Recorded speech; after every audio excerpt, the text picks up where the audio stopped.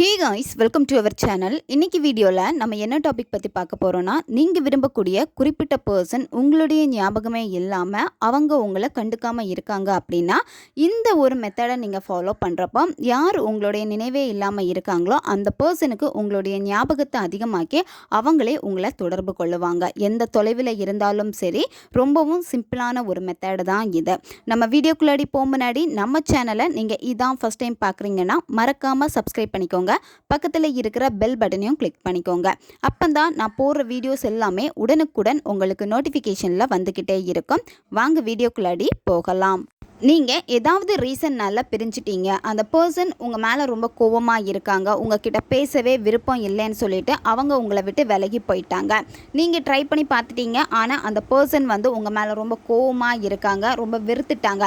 இந்த மாதிரி சமயத்தில் அவங்களுக்கு உங்களுடைய ஞாபகத்தை அதிகப்படுத்தணும். அப்போது நீங்கள் ப்ராப்பராக மெத்தடை நீங்கள் ஃபாலோ பண்ணீங்க அப்படின்னா, யார் உங்களுடைய ஞாபகமே இல்லாமல் இருக்காங்களோ, உங்கள் மேலே கோவமாக அவங்களுடைய வேலையை பார்த்துட்டு இருக்காங்க, ஆனால் உங்களை கண்டுக்காமல் இருக்காங்க அப்படின்னா, எந்த ஒரு சிச்சுவேஷனாக இருந்தாலும் சரி, கண்டிப்பாக அந்த நபர் உங்களை தொடர்பு கொள்ளுவாங்க.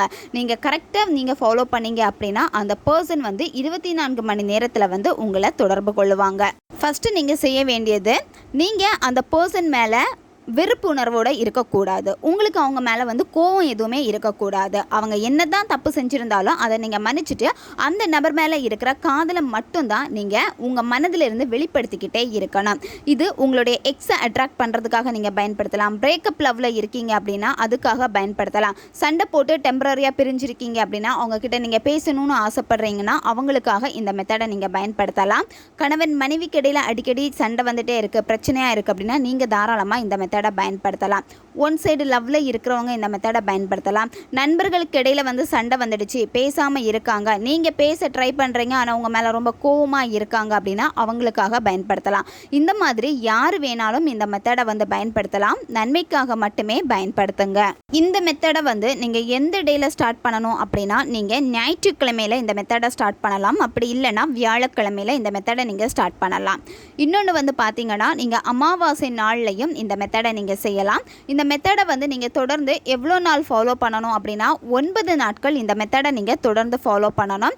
இந்த மெத்தடில் உங்களுக்கு தேவைப்படுறது ஒரு பேலீஃப் தேவைப்படும். நீங்கள் எடுக்கக்கூடிய பேலீஃப் கிழிஞ்சிருக்கக்கூடாது, அதில் புள்ளிகள் எதுவுமே இருக்கக்கூடாது, அதாவது சின்ன சின்ன ஓட்டையாக இருக்கும், அந்த மாதிரி எதுவுமே இருக்கக்கூடாது. நல்லா க்ளீனாக இருக்கக்கூடிய காஞ்ச இலையாக பார்த்து எடுத்துக்கோங்க. இந்த மெத்தடை நீங்கள் செய்கிறப்போ நீங்கள் எந்த ரூமில் தூங்குவீங்களோ அந்த ரூமில் தான் நீங்கள் இந்த மெத்தடை உட்காந்து செய்யணும். இதை நீங்கள் நைட்டு தூங்க போகிறதுக்கு முன்னாடி தான் நீங்கள் இந்த மெத்தடை செய்யணும். நீங்கள் எப்போ தூங்க போகிறீங்களோ அதுக்கு முன்னாடி இந்த மெத்தடை நீங்கள் செய்யணும். ஃபஸ்ட்டு நீங்கள் இந்த மெத்தடை செய்ய போகிறதுக்கு முன்னாடி நீங்கள் தூங்கக்கூடிய ரூமில் ஏதாச்சும் பர்ஃப்யூம், அதாவது உங்களுக்கு பிடிச்ச ஒரு பர்ஃப்யூமாக இருக்கலாம், இல்லை உங்களுடைய பர்சனுக்கு பிடிச்ச ஒரு பர்ஃப்யூமாக இருக்கலாம், எது வேணாலும் இருக்கலாம், அதை நல்லா உங்கள் ரூமில் ஸ்ப்ரே பண்ணிடுங்க. அந்த வாசனை உங்களுக்கு தெரியணும், அதுக்கேற்ற மாதிரி நீங்கள் ஸ்ப்ரே பண்ணிக்கோங்க. அப்படி இல்லைன்னா நீங்கள் என்ன பண்ணணும்னா, ஊதுபத்தி, ஏதாவது நல்ல வாசனை வரக்கூடிய உங்களுக்கு பிடிச்ச ஃப்ளேவரில் இருக்கக்கூடிய ஊதுபத்தியை உங்கள் ரூமில் ஏற்றி வச்சுருங்க. இப்படி நீங்கள் செய்கிறப்ப என்ன ஆகும் அப்படின்னா, உங்களுக்கு ஒரு பாசிட்டிவான ஒரு மைண்ட் செட் வர ஆரம்பிக்கும். அதுக்கப்புறமா அந்த நபருடைய ஃபோட்டோ, அவங்களுடைய ஃபோட்டோ உங்ககிட்ட இருக்குது அப்படின்னா உங்களுக்கு பிடிச்ச ஃபோட்டோவை சூஸ் பண்ணிக்கோங்க. எந்த ஃபோட்டோ பார்த்தா நீங்கள் ரொம்ப ஹாப்பியாக இருப்பீங்களோ அந்த ஃபோட்டோ பார்த்துட்டு அவங்க கூட இருந்த நல்ல நல்ல மெமரிஸை திங்க் பண்ணுங்கள். பாசிட்டிவான மெமரிஸை தான் நீங்கள் திங்க் பண்ணணும். எதுக்காக சண்டை போட்டீங்க, எதுக்காக பிரிஞ்சிங்க, இந்த மாதிரி நெகட்டிவ் எண்ணங்கள் வேண்டவே வேண்டாம். அவங்க உங்கள் கூட தான் இருக்காங்க, உங்கள் கூடவே ட்ராவல் பண்ணிக்கிட்டே தான் இருக்காங்க. அந்த மாதிரி இப்போ இருக்காங்கன்னு சொல்லிட்டு ஒரு மைண்ட் செட்டில் தான் ப்ரெசன்ட்லேயே உங்கள் கூடவே இருக்காங்கன்னு சொல்லிட்டு அதை நீங்கள் ஃபீல் பண்ணணும். அதுக்கப்புறமா நீங்கள் என்ன பண்ணணும்னா, நீங்கள் எடுத்து வச்சுருக்க பேலீஃபில் ரெட் கலர் பென் தான் இங்கே பயன்படுத்தணும். ரெட் கலர் பென்னை தவிர்த்து வேறு எந்த கலர் பெண்ணுமே நீங்கள் இங்கே பயன்படுத்தக்கூடாது. இப்போ உங்களுக்கு வீடியோ இமேஜில் காமிச்சிருக்க மாதிரி நீங்கள் இந்த நம்பரை நீங்கள் எழுதணும். ஃபஸ்ட் என்ன பண்ணணும் அப்படின்னா, அந்த பர்சனுடைய பேரை நீங்கள் எழுதுங்க. அவங்கள நீங்கள் என்ன நேமில் அதிகமாக கூப்பிடுவீங்களோ அந்த பேர் தான் நீங்கள் எழுதணும். அதுக்கப்புறமா இந்த நம்பரை நீங்கள் எழுதணும். 89974476 இந்த நம்பரை நீங்கள் எழுதணும். நெக்ஸ்ட்டு நீங்கள் உங்களுடைய கையில், அதாவது இடது கைக்கு மேலே இந்த பேலீஃபை வச்சுட்டு உங்களுடைய வலது கையை அதுக்கு மேலே நீங்கள் வச்சுட்டு லைட்டாக ரப் பண்ணுங்கள். ரொம்ப அழுத்து நீங்கள் தேய்க்கக்கூடாது, லைட்டாக நீங்கள் தேய்க்கணும். தேய்க்கிறப்ப அந்த பர்சனுடைய பேரை சொல்லி இப்போவே இந்த நொடியை நீ என்னை தொடர்பு கொள்ள வேண்டும், இப்போவே உனக்கு என்னுடைய ஞாபகங்கள் அதிகமாகுது, இப்போவே நீ எனக்கு கால் பண்ணு. இந்த மாதிரி நீங்கள் ரிப்பீட்டடாக சொல்லிக்கிட்டே இருக்கணும். அதுக்கப்புறம் லாஸ்ட்டில் வந்து யூனிவர்ஸுக்கு நன்றியை தெரிவிங்க. நன்றியை தெரிவிச்சுட்டு அந்த பே லீஃபுக்கு மேலே ஏதாச்சும் ஒரு பர்ஃப்யூம், ஆல்ரெடி நீங்கள் உங்கள் ரூம்லேயே யூஸ் பண்ண அதே பர்ஃப்யூம் வந்து நீங்கள் இங்கே பயன்படுத்தலாம். பே லீஃப் மேலே வந்து நல்லா ஸ்ப்ரே பண்ணிவிட்டு அந்த பே லீஃபை நீங்கள் என்ன பண்ணணும்னா நைட்டு தூங்க போகிறப்ப உங்களுடைய தலகாணிக்கு அடியில் வச்சுட்டு நீங்கள் தூங்குங்க.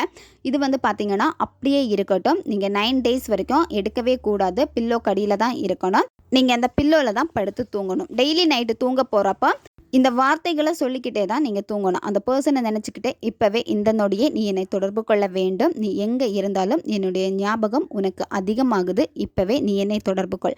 இந்த மாதிரி கட்டளை வாக்கியங்கள் வந்து ரிப்பீட்டடாக நீங்கள் போட்டுக்கிட்டே இருக்கணும். ஆனால் நீங்கள் சொல்லி முடிச்சதுக்கப்புறமா யூனிவர்ஸுக்கு நன்றியை தெரிவிங்க. இந்த மாதிரி 9 days முடிச்சுட்டு அதுக்கப்புறம் என்ன பண்ணணும்னா அந்த பே லீஃபை வந்து நீங்கள் எடுத்துட்டு, அதாவது நீங்கள் மார்னிங் பிரம்ம முகூர்த்த நேரத்தில் எந்திரிச்சிட்டு 3 மணிலேருந்து ஒரு 5:30 இந்த இடைப்பட்ட நேரத்துக்குள்ளாடி நீங்கள் அந்த பே லீஃபை வந்து எரிச்சிருங்க. உங்கள் ரூம்லேயே தான் நீங்கள் எரிக்கணும். அந்த சாம்பலை எடுத்துகிட்டு நீங்கள் என்ன பண்ணணும் அப்படின்னா நீங்கள் காற்றில் அப்படியே ஊதி விட்டுருங்க.